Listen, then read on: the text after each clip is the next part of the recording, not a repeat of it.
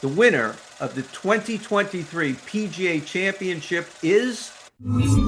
On this video, we'll give you the 2023 PGA Championship tiers, rankings, best bets, bowl predictions, and much more on Alan Seslowsky of RotoWire.com, along with the expert, Len Hochberg. Where is the PGA Championship going to be played, and what are some of the weather ramifications that are possible at the course? Course is Oak Hill, a lot of history. It's in Pittsford, New York, which is actually right outside Rochester, in the snow belt a little bit from Buffalo through to Rochester and across the northern part of New York. When Oak Hill was chosen as the host course, they were still playing the PGA in August, but it's now moved to May, and weather could be an issue. The course is long, as they always are for the PGA, generally narrow fairways. You're gonna have good drivers of the golf ball this week, and the greens are always tricky. It's really gonna be a championship test like it always is. The first tier, Jon Rahm and Scotty Scheffler belong at the top.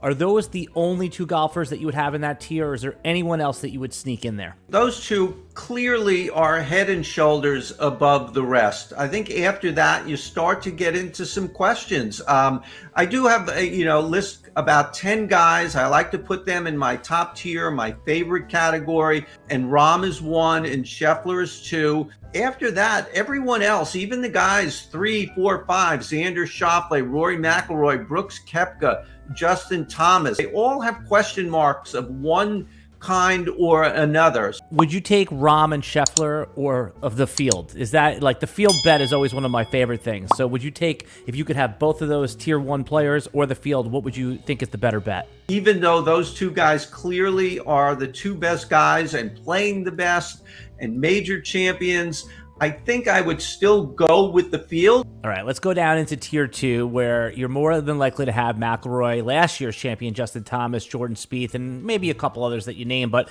I want to focus on Justin Thomas, who's plus 1,600 to win it all. What does he need to do this year that he did last year in order to get his second straight title? And major championships are good places for Justin Thomas. First of all, because he's battle tested in majors. He's won 2 of them. There is something more than just the golf. It is the pressure to withstand, to be on the biggest stage. He can do that. He has done that. He has not had the best couple of years. He's fallen out of the top 10 in the world.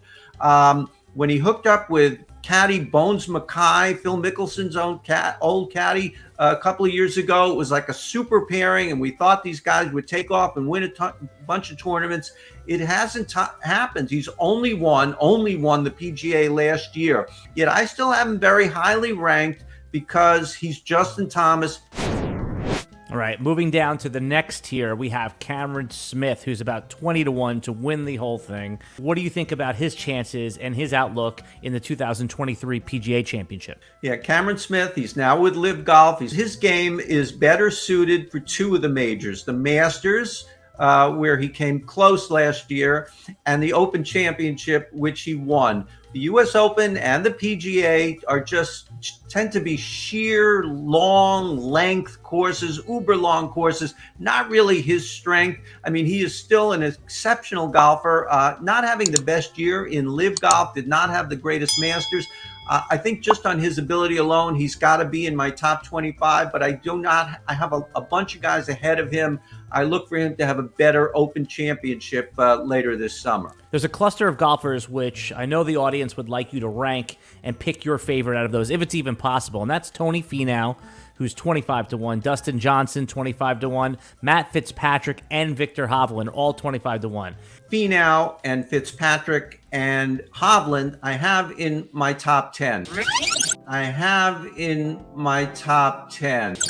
Not the strongest endorsement of them, but somebody's got to be ranked in the top 10. Finau has all the tools to win a major. He's done well in majors. He's just coming off a recent win in Mexico, but for whatever reason, he has not gotten it done at majors. His biggest wins, for the most part, have been in lesser tournaments. He does have one playoff victory. There's just something missing. Viktor Hovland, his short game continues to be a problem. It's much better than it used to be, but his iron game is really as good as anyone's on tour.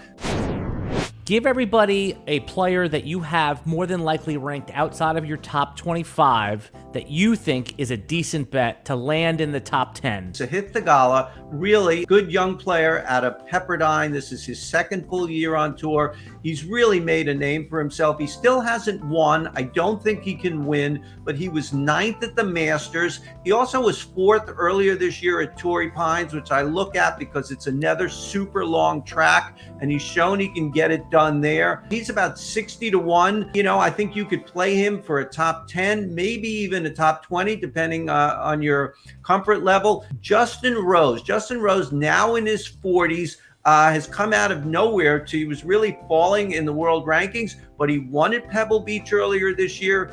He plays great in so many of the majors. He's in the last 3 PGAs, 13th, 9th, and 8th. I could see him finishing in the top 10 also. Gary Woodland, I don't see a top 10 for Gary Woodland, maybe a top 20 or a top 25.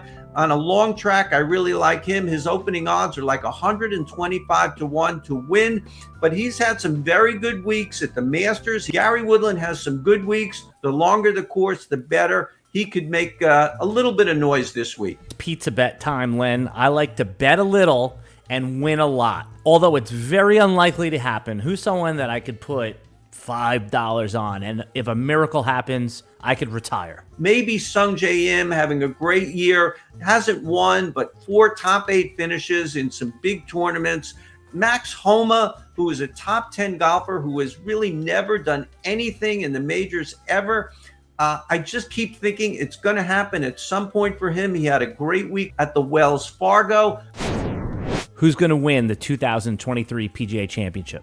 Xander Schauffele, gosh, he didn't look great at the Wells Fargo. He had a chance to win the tournament just a couple of weeks ago, but he has all the tools to win this tournament. He's never won a major. He's come close in so many of them. This really might be the time for Xander Schauffele.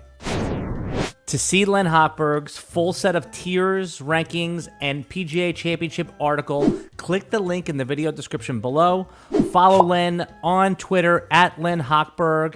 I'm at Alan Seslowsky. And right now, you could try RotoWire free. Unlock our premium content and paywall for 2 days. Just go to rotowire.com/try. Put in your email, the paywall unlocks. No credit card to put in, nothing to cancel. All right.